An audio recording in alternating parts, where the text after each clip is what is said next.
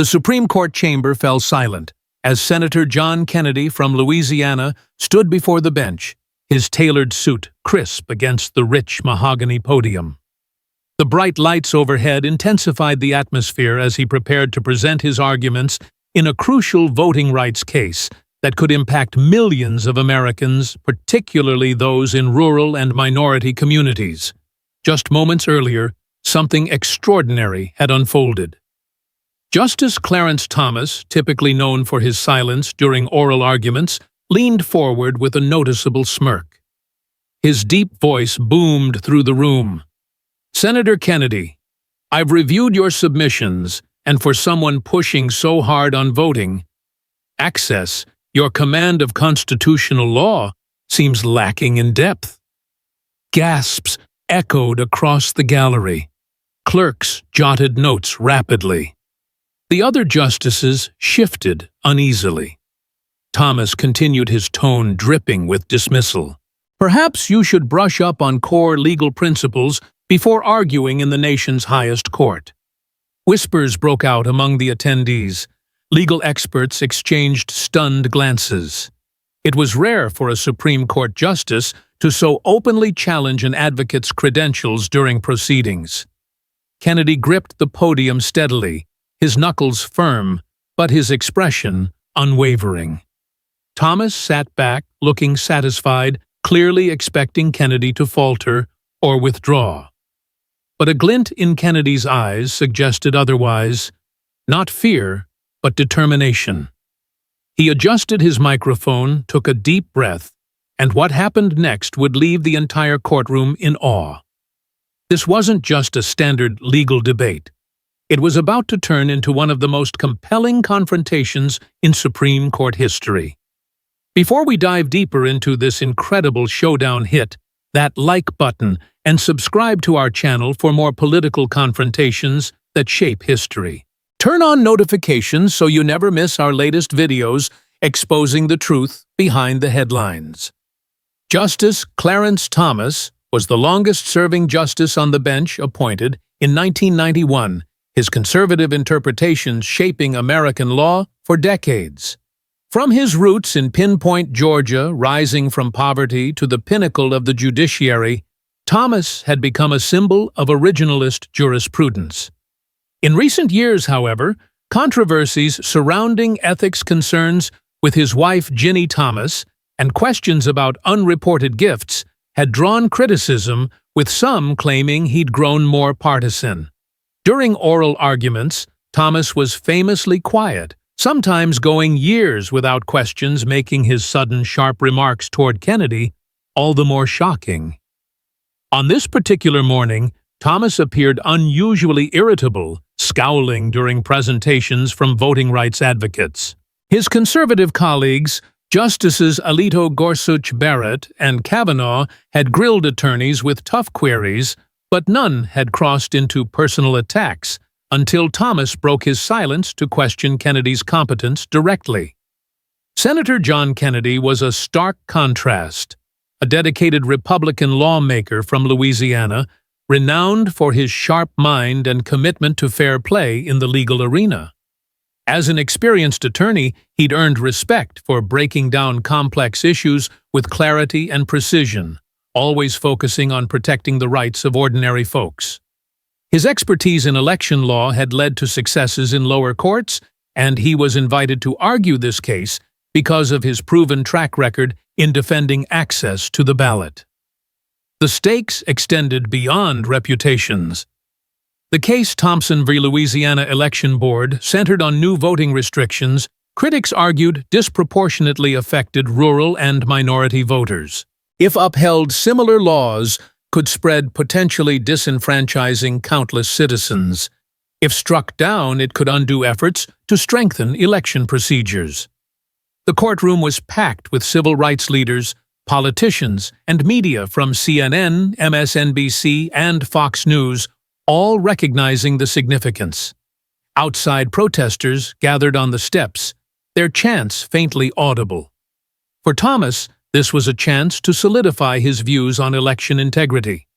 For Kennedy, it was about ensuring every eligible American could vote, without undue barriers.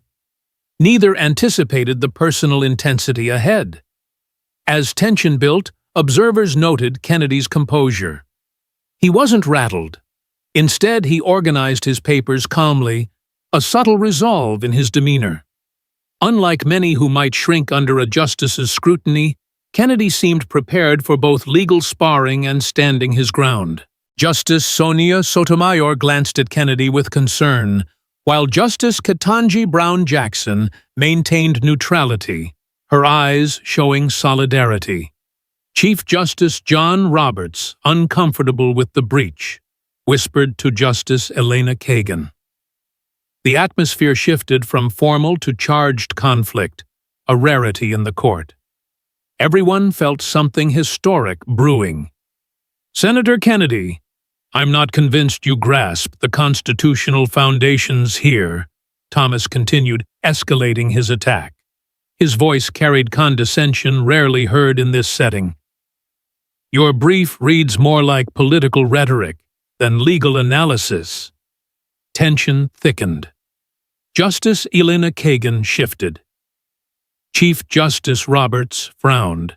Justice Ketanji Brown Jackson watched closely as if offering silent support. Kennedy stood still, gaze locked on Thomas. He showed no deference, laced with fear, but professional focus. Furthermore, Thomas pressed interpreting silence as weakness. "Your citations of Baker v. Carr and Reynolds v. Sims miss key distinctions any law student would catch. Maybe less time in the spotlight and more in study would clarify these basics." Murmurs spread. Such personal jabs were unprecedented. Court officers looked to Roberts for intervention, but he seemed frozen. Thomas held up Kennedy's brief, flipping dismissively. "I count 15 misapplications of precedent, Senator. 15, including a troubling twist on Crawford v. Marion County, which supports the voter ID measures you're challenging." Justice Samuel Alito nodded slightly, emboldened. "I share those concerns," Alito added. "Your arguments overlook states' legitimate fraud prevention interests, upheld repeatedly." The conservatives were tag-teaming, diverging from measured questioning. Justice Neil Gorsuch looked uncomfortable, avoiding the exchange. Kennedy placed hands firmly on the podium, waiting. A lesser advocate might retreat, but his poise suggested anticipation. "If I may respond, Justice Thomas?" he said clearly. Before continuing, Thomas interrupted. "By all means, Senator. I'm curious how you'll justify these oversights." The cut-in was the final decorum breach. Roberts intervened. Justice Thomas allowed Senator Kennedy to reply without interruption. Thomas leaned back, gesturing dismissively, expecting a stumble. Kennedy nodded to the chief, then turned to Thomas. What followed would explode across media. "Justice Thomas," he began strongly. "Before your citation concerns, I'd like to clarify. You called me senator, which I am proudly. But today I'm counsel with years of election litigation experience, including appellate wins." He paused for effect. Observers nodded approvingly. "As for Baker v. Carr," he continued, "I didn't miss distinctions. My brief on page 18 acknowledges Baker's jurisdiction in apportionment. But Louisiana's law raises distinct discriminatory intent not fully addressed, so I paired it with Arlington Heights versus Metropolitan Housing for intent framework." Thomas showed surprise at the precise rebuttal. Kennedy was warming up, dismantling critiques methodically. Regarding Crawford v. Marion County, direct to Justice Stevens's opinion, voter ID needs weighty state interests justifying burdens. My brief argues Louisiana fails this, as data shows no fraud pattern warranting restrictions. He shifted to prosecutorial mode, turning defense to clarity. The gallery watched silently as Kennedy flipped the script. "For your 15 misapplications, I'd welcome specifics confident in my analysis. The challenge implied exaggeration. Thomas darkened, not expecting competent pushback, but escalated. "Your confidence is misplaced," Mr. Kennedy, dropping title. "Your interpretation favors outcomes over principles. This court isn't for agendas." The accusation painted him as operative. Sotomayor leaned forward, troubled. "Perhaps focus on legal questions over motivations," she suggested. But Thomas continued, concerned, "Your presentation shows misunderstanding of voter ID jurisprudence." Kennedy's eyes narrowed slightly. "Justice Thomas, with respect. Interesting. You question my voting rights grasp given your writings." Breath held collectively. Kennedy ventured, boldly challenging reasoning. "For instance, in Shelby County v. Holder, you joined gutting Voting Rights Act provisions claiming past discrimination, since states enacted laws with discriminatory impacts." Thomas hardened careful counsel, verging on disrespect. Kennedy, unflinching, "No disrespect," noting interpretations can miss realities. "My argument grounds in theory and practical voter struggles in Louisiana." Tension reached fever pitch. Observers recognized unprecedented pushback. As intensity built, Thomas made his most personal attack. "Mr. Kennedy, passion evident, but no substitute for rigor. Seen many like you activists mistaking for law. Rarely ends well.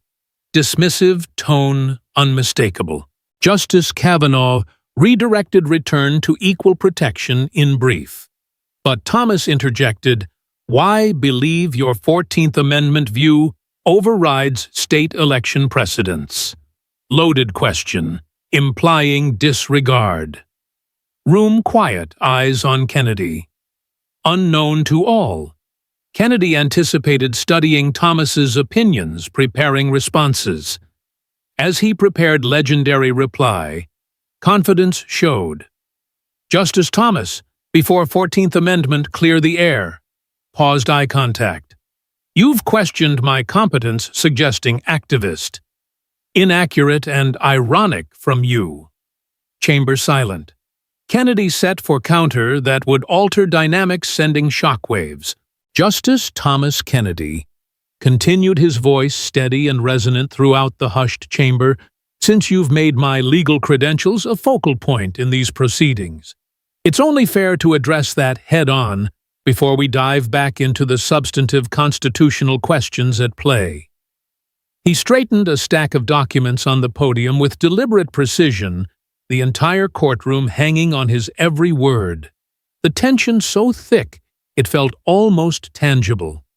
"You've suggested I lack the necessary rigor for arguments before this court, but let me share some relevant context to set the record straight.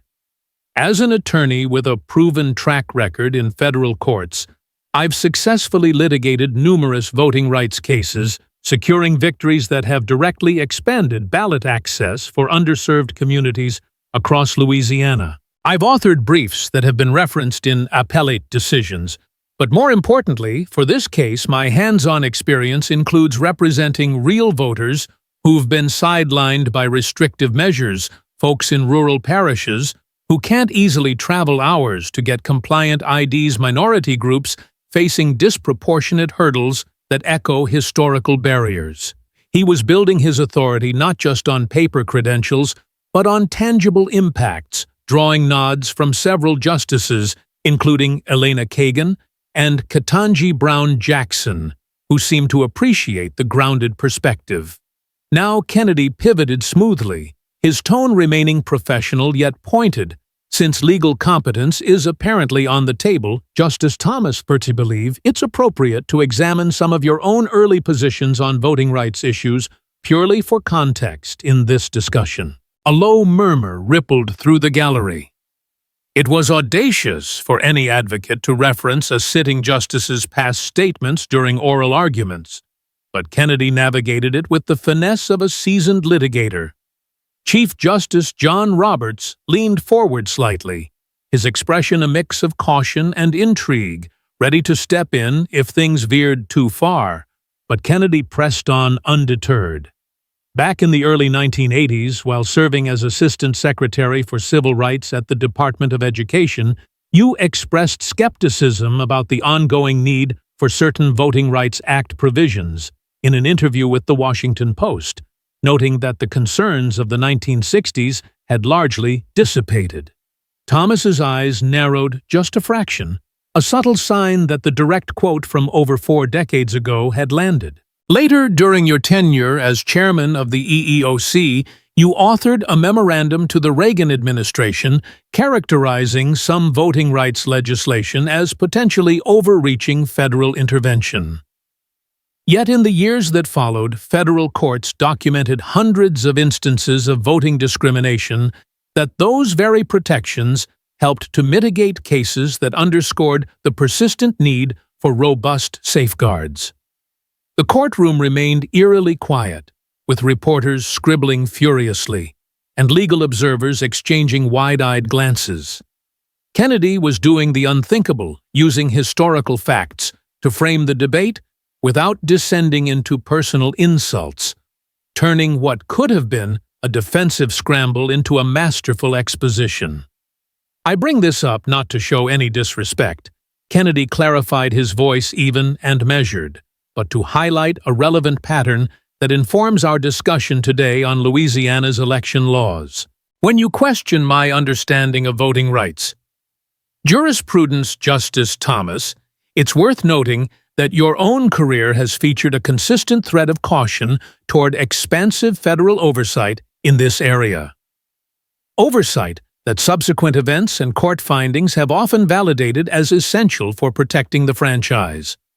Thomas's face had grown more impassive, his fingers tapping lightly on the bench in what appeared to be a rare display of agitation, while Justice Samuel Alito leaned over to murmur something brief, though Thomas simply shook his head, keeping his focus locked on Kennedy. Furthermore, Kennedy built on his momentum in more recent jurisprudence like Brnovich vs. Democratic National Committee. Your opinion helped introduce additional limitations on Section 2 of the Voting Rights Act, limitations that went beyond what Congress explicitly intended in the 1982 amendments, effectively narrowing the scope of protections that had been broadly interpreted for decades to combat subtle forms of discrimination. So when you accuse me of misapplying precedent, Justice Thomas, I have to ask, which precedent are we prioritizing here? The original expansive purpose of the Voting Rights Act, to root out discriminatory practices in all their forms, or the more recent reinterpretations that have chipped away at its practical effectiveness, making it harder for states like Louisiana to address modern barriers without federal backstops. Justice Sonia Sotomayor appeared to suppress a subtle nod of agreement, while Justice Jackson's eyes reflected a quiet approval of Kennedy's bold yet respectful approach, the liberal wing of the court seemingly energized by the shift in dynamics. Thomas finally broke his silence, his voice tight with restrained frustration. Counsel, this court is not the one on trial here. Your efforts to deflect from the evident flaws in your own arguments by scrutinizing the bench are both inappropriate and ultimately unpersuasive. It was a pointed rebuke, but Kennedy was ready, his preparation shining through as he delivered the response that would soon become the stuff of legal legend, circulating in clips across news outlets and social platforms.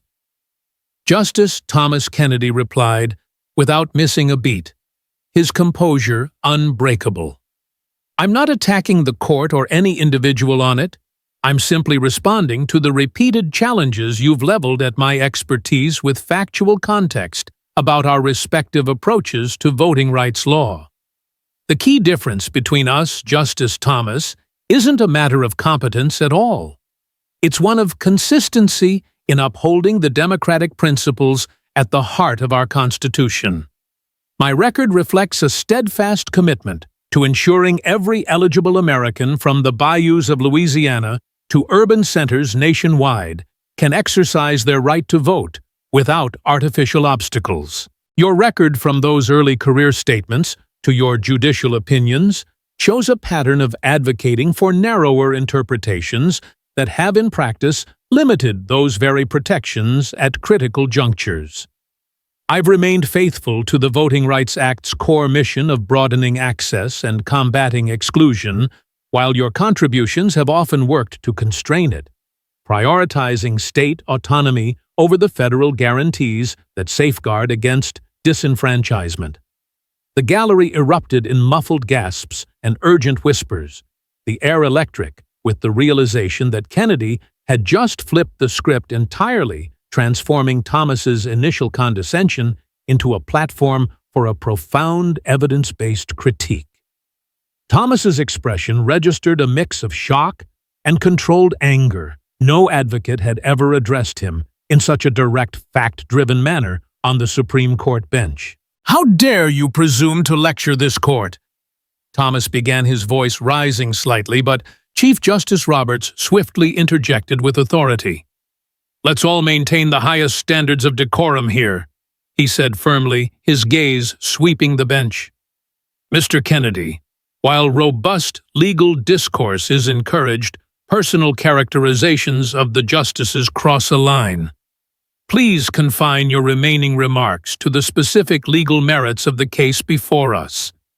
Kennedy nodded respectfully toward Roberts, his demeanor unflappable. "Of course, Your Honor. I apologize if my response came across as anything but a direct address to the questions about my legal acumen that Justice Thomas raised multiple times. It's important to clarify such matters to keep the focus on the law." The subtle reminder that Thomas had initiated the personal angle wasn't lost on the room, drawing a few knowing looks from observers, as several journalists quietly slipped out to file urgent dispatches on what was shaping up to be a blockbuster story. With that, Kennedy pivoted seamlessly back to the heart of the matter, his voice gaining even more confidence as he outlined the flaws in Louisiana's statute. To return to the core issues, this law fails under established constitutional scrutiny for three key reasons, all grounded in this court's own precedents. First, it imposes burdens that are not justified by any demonstrated state interest in preventing fraud. Our filings include state data showing fraud rates below 0.01%, far too low to warrant measures that effectively bar thousands from voting. He cited cases with laser precision weaving in references to Bush v. Gore for equal protection principles and Anderson v. Celebres for balancing tests, demonstrating a command of the material that left no doubt about his expertise. The other justices began engaging more actively now, with Justice Amy Coney Barrett probing the standard of review in a thoughtful manner, and Justice Elena Kagan exploring the evidence of disparate impact on rural voters, her questions revealing a genuine interest in Kennedy's data-driven points. Even Justice Neil Gorsuch, often aligned with conservative skepticism on voting claims, posed a couple of clarifying queries about implementation costs, showing the discussion had elevated beyond the earlier friction. Thomas, however, had gone notably quiet, his earlier aggressiveness replaced by a stoic attentiveness, perhaps recalibrating in the face of Kennedy's unyielding poise. When Justice Alito attempted to resurrect Thomas's line of questioning, suggesting Kennedy was overstating the law's burdens, Kennedy was primed with specifics. Justice Alito: I appreciate that point. Let's look at Exhibit D in our submission, which compiles affidavits from over 200 eligible Louisiana voters who were turned away in the last cycle despite earnest efforts to comply. Take, for instance, a 75-year-old farmer in Acadia Parish, whose tractor license wasn't accepted as valid ID, or a single mother in the Delta region who couldn't afford the time off work to obtain a birth certificate from a distant office. These aren't abstract hypotheticals. They're the human faces of a system that prioritizes barriers over access. His delivery was compelling, blending legal rigor with relatable storytelling, and it seemed to resonate with Barrett, appearing particularly moved by the rural examples that highlighted unintended consequences. As Kennedy's time ticked down, Chief Justice Roberts noted the 2-minute mark, prompting Kennedy to wrap up with a powerful close. Thank you, Mr. Chief Justice. In conclusion, this case boils down to whether our democracy truly serves all eligible citizens or erects needless walls that echo past exclusions. Louisiana's measures, while facially neutral, create real disproportionate obstacles for rural, elderly, disabled, and minority voters, violating the principles this court has upheld in landmark decisions like Harper v. Virginia State Board of Elections, which struck down poll taxes as undue burdens. The right to vote isn't just fundamental, it's the bedrock of our republic, preserving every other liberty we hold dear. When laws systematically sideline qualified voters, this court has the duty to step in, adapting protections to current realities as it has done before. He made brief eye contact with each justice, lingering a moment on Thomas before concluding, "Justice demands we ensure every voice counts. Thank you for your time." As Kennedy took his seat, a profound silence settled over the chamber, the weight of his performance sinking in. He'd not only weathered the storm, but harnessed it, turning a potential humiliation into a tour de force of advocacy that would redefine the session and inspire discussions far beyond the marble walls. As the Supreme Court session adjourned amid a buzz of hushed conversations and hurried footsteps, the ripple effects of Senator John Kennedy's extraordinary confrontation with Justice Clarence Thomas began to spread like wildfire beyond the marble confines of the building. Court officers had to navigate a throng of reporters clamoring for comments as Kennedy exited, his demeanor as composed and gracious as ever, fielding questions with his trademark blend of wit and wisdom. "Senator Kennedy, did you anticipate Justice Thomas's personal challenges to your arguments?" one journalist shouted, while another pressed, "What inspired your direct response to his voting rights record?" Kennedy paused briefly, offering a measured statement that captured the essence of his principled stand.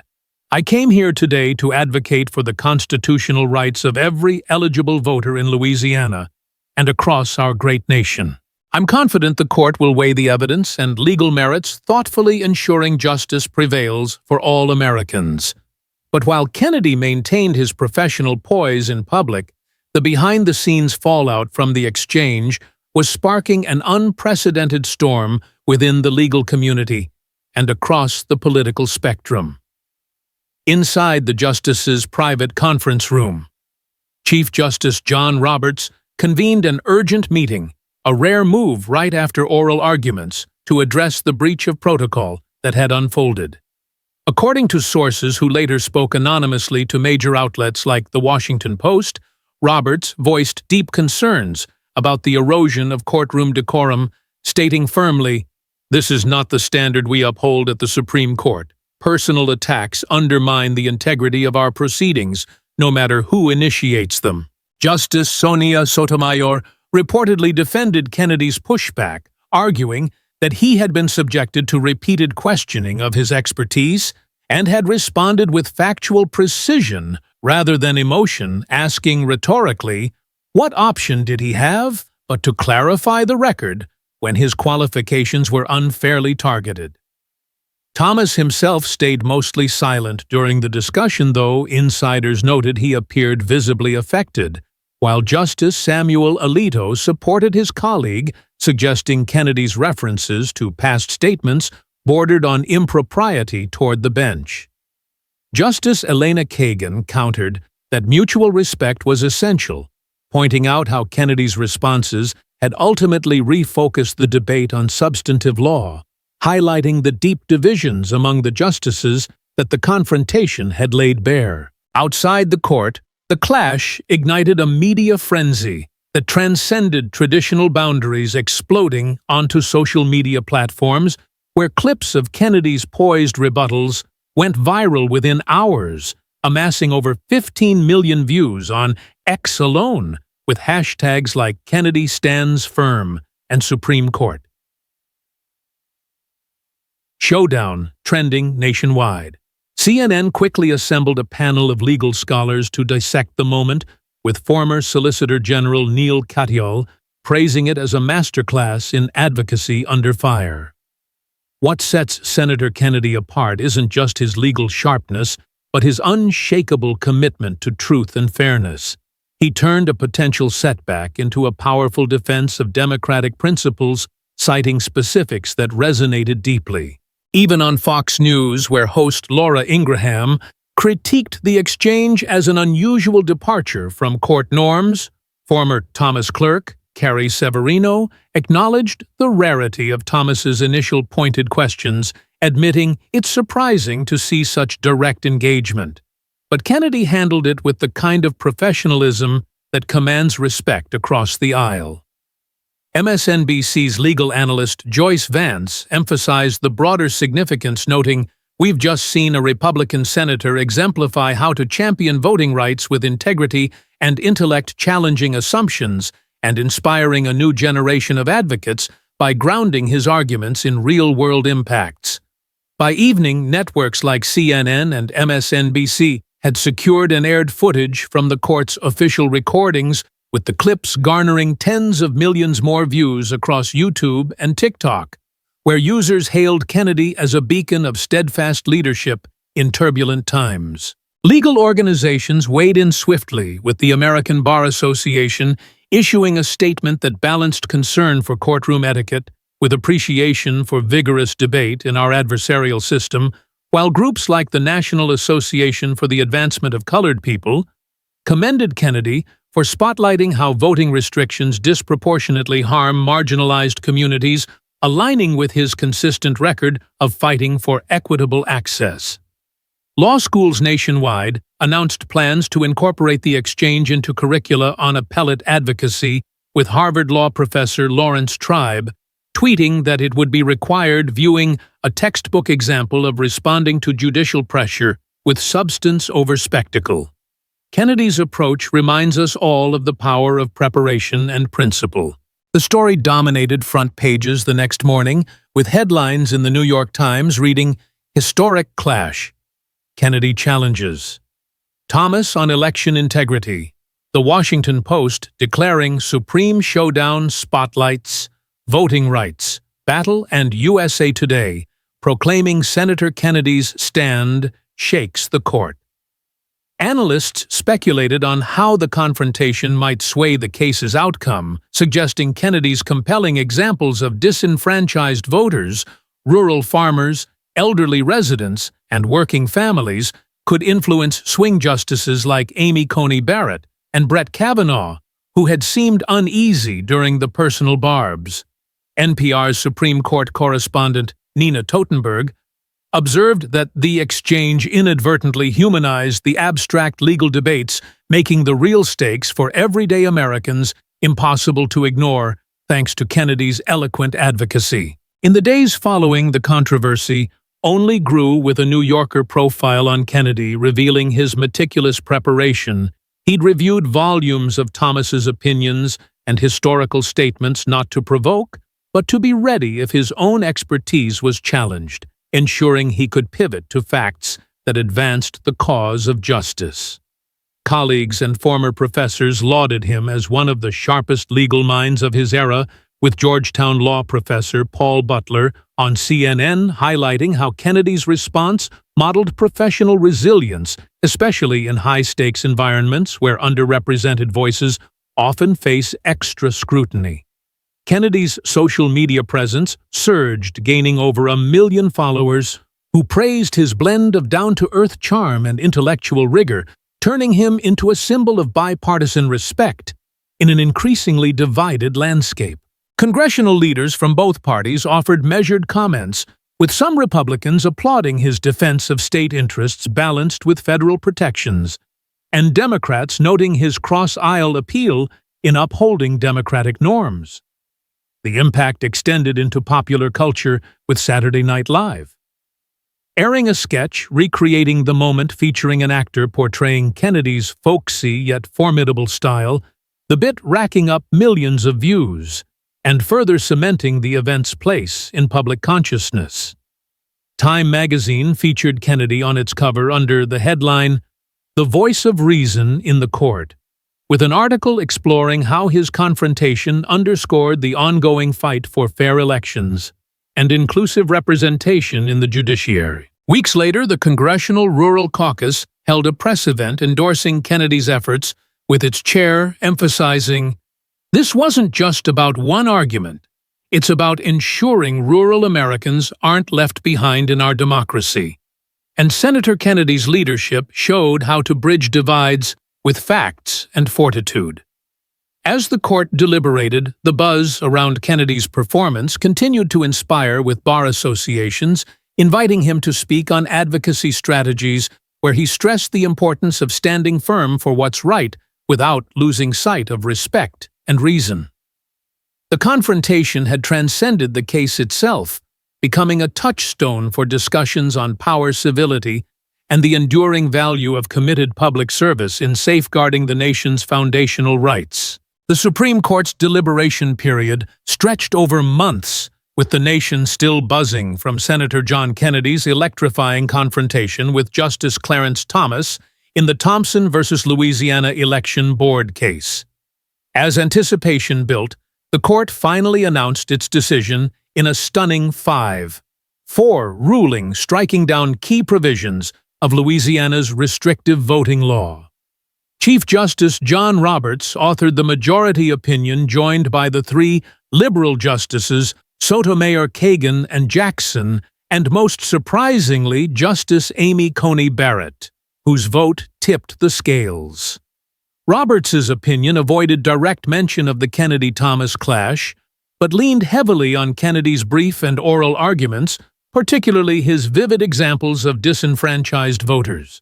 The law Roberts wrote imposes burdens on eligible citizens that are neither justified by compelling state interests nor proportionate to the minimal fraud risks presented, citing Kennedy's evidence of negligible fraud rates in Louisiana elections. Barrett's concurring opinion was even more striking, directly referencing the real-world cases Kennedy highlighted: a rural veteran unable to vote due to an expired ID, a disabled mother barred by inaccessible documentation processes, and a young worker whose valid ID was rejected.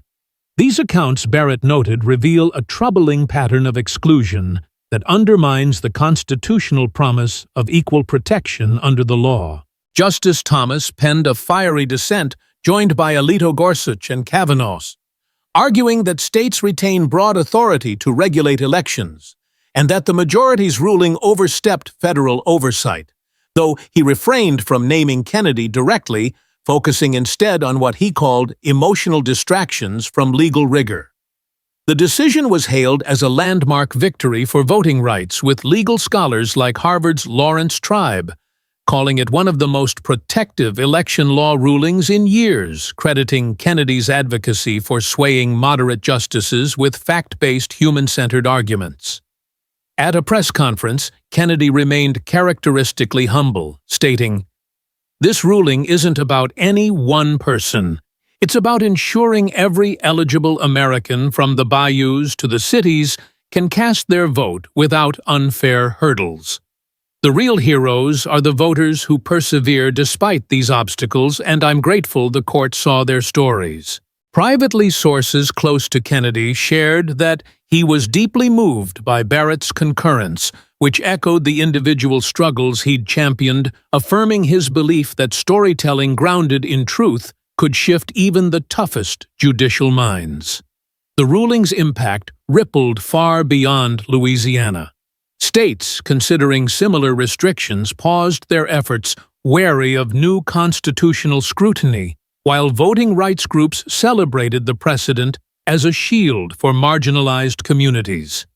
The legal community began referring to the outcome as the Kennedy effect, a term coined to describe how principled, well-prepared advocacy could break through entrenched judicial positions, inspiring a new wave of attorneys to blend legal precision with relatable narratives. Law schools integrated the case into courses, with Georgetown's Supreme Court Institute launching a program titled Advocacy with Integrity, featuring Kennedy as its first guest speaker, where he urged students to anchor their arguments in both law and the lived experiences of those they serve.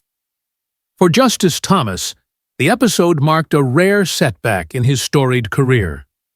Court watchers noted he became markedly reserved in subsequent sessions, asking fewer questions and adopting a less confrontational tone, suggesting a recalibration after the public and professional scrutiny the clash had drawn. Meanwhile, Kennedy's profile soared not just as a senator, but as a national figure of principled leadership. He announced the creation of the Fair Vote Initiative, a nonprofit dedicated to providing legal support for voters facing disenfranchisement, which quickly garnered backing from civil rights attorneys and grassroots donors, reflecting his commitment to actionable change over personal accolades. The broader lesson from the confrontation resonated deeply, offering a powerful message for all Americans standing firm for justice, when rooted in preparation and respect, can reshape even the most formidable institutions.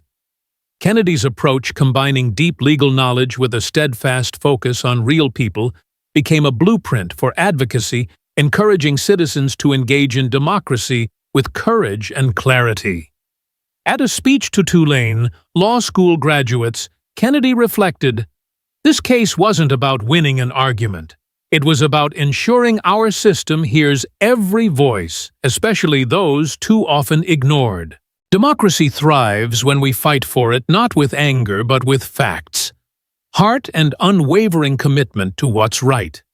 He urged young lawyers and activists to study the law diligently, speak truth to power respectfully, and never shy away from defending the vulnerable, emphasizing that every eligible voter's access to the ballot strengthens the nation's core. The Kennedy-Thomas exchange transcended its moment, becoming a cultural and educational touchstone, reminding all that justice isn't just a concept. It's a practice that demands active, informed participation. It taught that even in the highest court, one voice armed with reason and resolve could spark change, inspiring a generation to protect democracy's promise with the same tenacity Kennedy displayed that historic day. If you found this story of principled leadership and the pursuit of justice inspiring, don't forget to like this video and subscribe to our channel. We bring you the most compelling political stories and the insights behind them that mainstream media often overlooks. Turn on notifications so you never miss our latest videos uncovering the truth in today's biggest battles.